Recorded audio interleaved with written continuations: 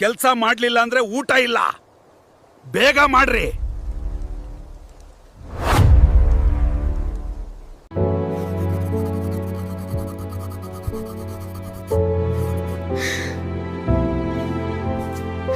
ನನಗೆ ಶಾಲೆಗೆ ಹೋಗ್ಬೇಕು.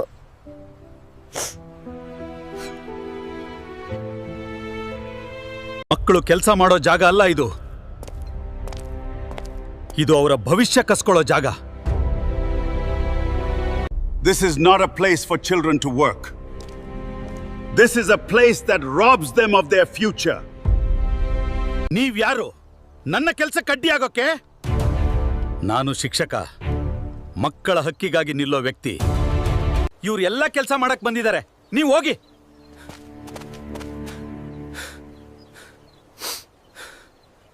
ಎರಡ್ 2010 ಶಿಕ್ಷಣ ಹಕ್ಕು ಕಾಯ್ದೆ ಇದೆ. ಈ ಮಕ್ಕಳನ್ನು ಕೆಲಸಕ್ಕೆ ಬಳಸೋದು ಅಪರಾಧ. ಇಗೋ ನಿಮ್ಮ ಜಾಗ ಶಾಲೆ. ಸರ್, ಧನ್ಯವಾದಗಳು.